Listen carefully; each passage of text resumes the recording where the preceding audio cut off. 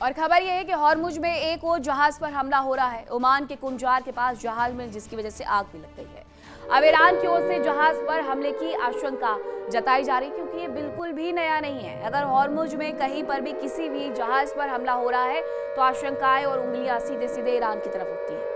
ये ओमान के कुंजार के पास जहाज में आग लगी है।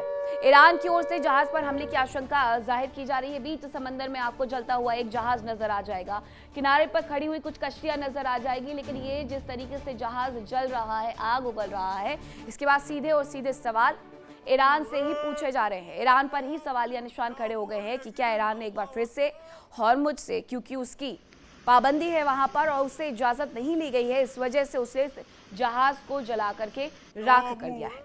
वही एक और खबर आ रही है, उसका भी रुख कर लेते हैं। मिडिल ईस्ट में हालात अभी भी जस के तस बने हुए हैं और मिडिल ईस्ट में हूती की सऊदी और सहयोगियों को चेतावनी सामने आ गई है। एक नया फ्रंट खुला हुआ है हूती और सऊदी का। यहाँ हूतियों ने वीडियो जारी करके चेतावनी भी जारी कर दी है। अब इनकी तरफ से कहा गया है कि आप जहां होंगे वहां बमबारी की जाएगी। सऊदी अरब को लेकर के हूती ये कह रहे हैं। अब वीडियो में मोखा शहर और बंदरगाह के सीन दिखाए गए हैं।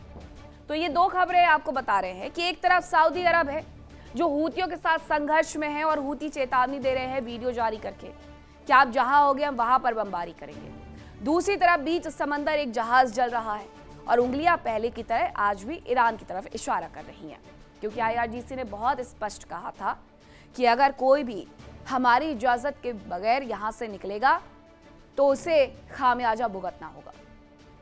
वहीं हॉर्मुज स्ट्रेट में ईरान की कार्रवाई देखने को मिल रही है। सऊदी अरब का ड्रोन गिरा दिया गया है और ड्रोन के मलबे की तस्वीरें भी सामने आ गई हैं। ये ड्रोन बताया जा रहा है कि ये चीन में बना हुआ था। ये चीन में बना हुआ था। हॉर्मुज स्ट्रेट में ये ईरान की कार्रवाई है, उसने एक ड्रोन को गिरा दिया है। बताया ये जा रहा है कि सऊदी अरब का ये ड्रोन था। ड्रोन के मलबे की तस्वीरें सामने आई हैं और ये ड्रोन कहाँ बना हुआ था? चीन में। ये उसकी तस्वीर सामने आई है।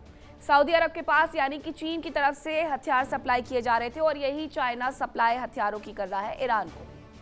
मिडिल ईस्ट में हालांकि वो कई जगह पर हथियार की सप्लाई करता है, लेकिन एक तरफ जहां हूती और सऊदी अरब एक छोर पर लड़ रहे हैं तो दूसरी तरफ सऊदी अरब ईरान के साथ भी उलझा हुआ है। अब उनकी तरफ से जो ड्रोन भेजे गए हैं उसका मलबा यहाँ पर नजर आ रहा है। वहीं एक और खबर आ रही है मिडिल ईस्ट से ही जुड़ी हुई, वो भी आपको बता देते हैं। हॉर्मुज में नाकेबंदी को लेकर के US सेना का बयान सामने आ गया है। सेंटकॉम की तरफ से बार बार बयान जारी किए जाते हैं। अब सेंटकॉम कह रहा है कि 9 अगस्त तक 55 जहाजों ने अपना रास्ता बदला है। सैन्य कार्रवाई में बेकार किए गए 2 जहाज, ये भी सेंटकॉम की तरफ से दावा किया गया है। सेंटकॉम हालांकि हमेशा ये बताती रहती है कि उसकी नाकेबंदी से कितने जहाज अपना रास्ता अभी तक बदल चुके हैं। उसने 9 अगस्त तक का डेटा उपलब्ध करवा दिया है कि 55 जहाजों ने अपना रास्ता बदल लिया है और सैन्य कार्रवाई में 2 जहाज ऐसे थे जो कि बेकार है। एक फ्रंट पर ईरान खड़ा हुआ है जो हॉर्मुज से तभी जहाजों को जाने देगा जब उसकी रजामंदी ली जाएगी। दूसरी तरफ अमेरिका खड़ा हुआ है कि अमेरिका जब चाहेगा तब वो जहाज को आगे बढ़ने देगा। दुनिया भर में इन 2 देशों ने त्राही मचाई हुई है, व्यापार ठप कर दिया है। वहीं आपको बताऊं कि मोहसिन रेजाई मुस्तफा खामनेई के प्रतिनिधि बन गए हैं। देखिए इंडिया डेली 24/7 अब आपकी स्मार्ट टीवी पर। इंडिया डेली मौजूद है सभी डिजिटल प्लेटफॉर्म पर लाइव और लगातार।